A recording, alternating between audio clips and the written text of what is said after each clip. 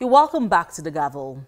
Now, the acting president, Professor Osinbajo, has written to the National Assembly seeking approval of $1.49 billion loan for 12 states as part of a 2016 to 2018 external borrowing plan.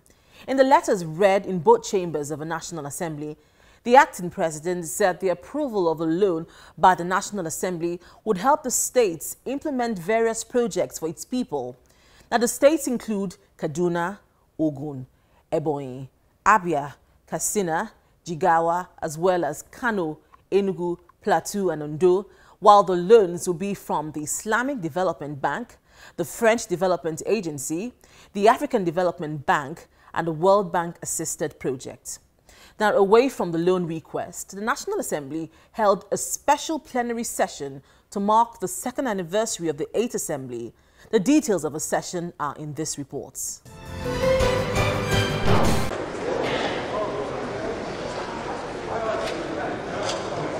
Guests and lawmakers arriving for a special plenary session to mark the second anniversary of the 8th Senate.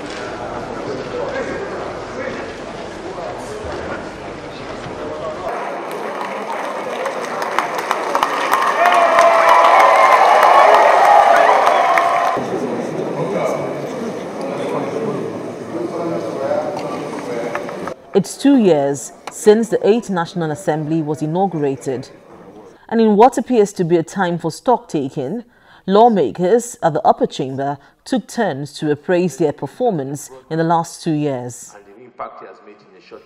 These include the passage of 96 bills and regular oversight of government agencies to ensure that Nigerians enjoy the dividends of democracy. For us in the 8th Senate, it's not just about the number of bills passed, but more importantly, the impact of these bills. This is why we have paid more attention to laws that will give our people opportunity to prosper and create jobs. I sincerely congratulate every one of you for putting in the shift to ensure we pass these bills. We have taken on the toughest bills and challenges affecting our unity, welfare, and security of our people, and the necessary platform for a greater Nigeria economy.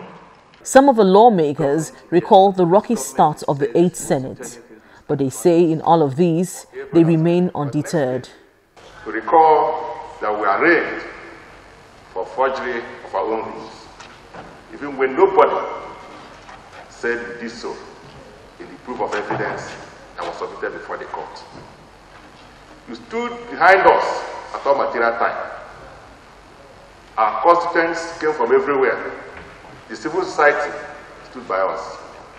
So a day like this, we must say thank you to all of you. This country is faced with cessationist crisis from the southeastern part of Nigeria and a statement from the north by anarchists and ultra-conservative nationalists.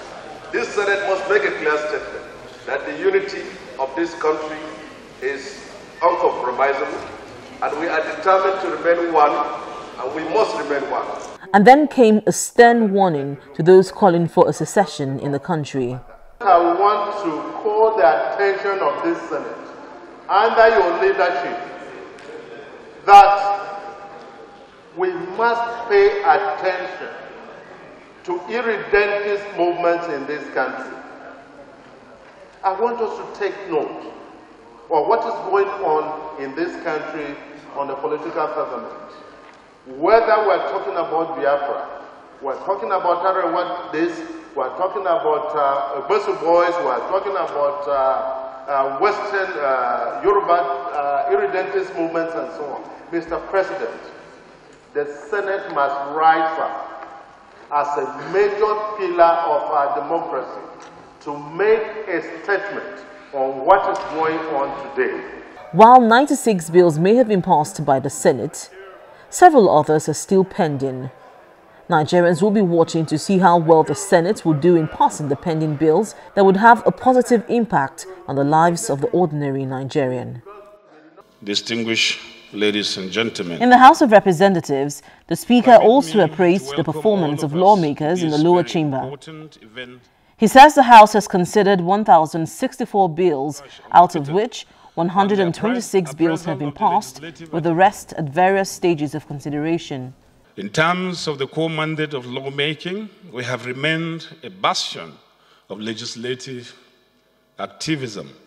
Indeed, members of the 8th House of Representatives are keenly in competition with one another in fashioning out legislative solutions to myriads of problems facing the nation. This is why, in all facets of lawmaking, we can comfortably and conveniently assert that we have broken all records.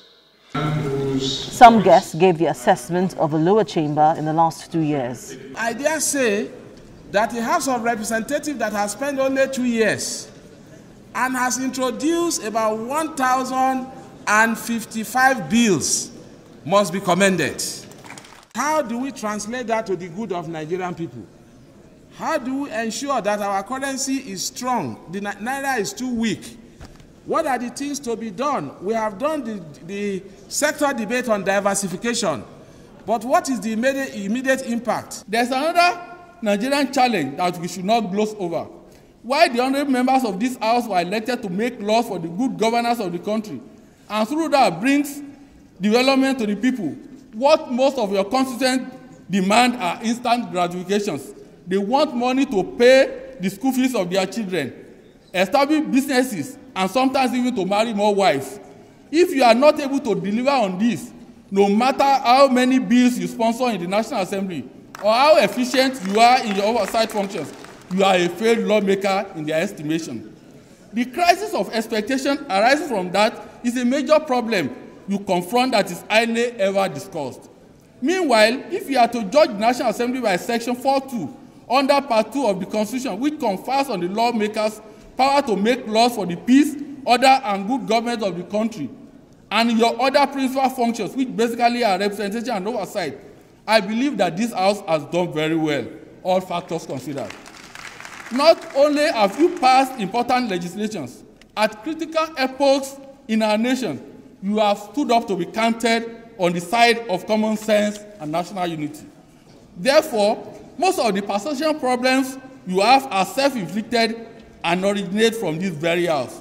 You fight in the open, you spill on one another in the press, you take decisions that are not in tandem with public mood, and some members throw irresponsible tantrums on the social media. What is often ignored is that image is less about what you say or how you think of yourself, but more about what you do. One area that I would like to suggest very strongly and highly for the House to be able to do is for members of the committees to refrain from visiting any MDA for the purpose of oversight. I believe that the House or the National Assembly as a whole must make a distinction between oversight and investigation and inspection. I think and believe that it is demeaning for members of this honorable House to be seen meeting in any MDA's office for the purpose of oversight. Any MDA that has to explain anything must be invited to this place. I believe it is more respectable, and I believe it is more acceptable. There are several pending bills yet to be passed by both chambers in the National Assembly. Top on the list is the Petroleum Industry Bill. Although the Senate broke down the PIB into 4 parts and passed the first part, which is the Petroleum Industry Governance Bill, there are concerns that the 8th National Assembly appears to be on different pages as regards the bill, and there are fears that the PIB may not be passed in the 8th Assembly. Now, this is where we draw the curtains for this week's edition of The Gavel. If you have any views on any of the issues discussed, please email us on thegavel@channelstv.com. Thank you for staying with us, and see you again next week.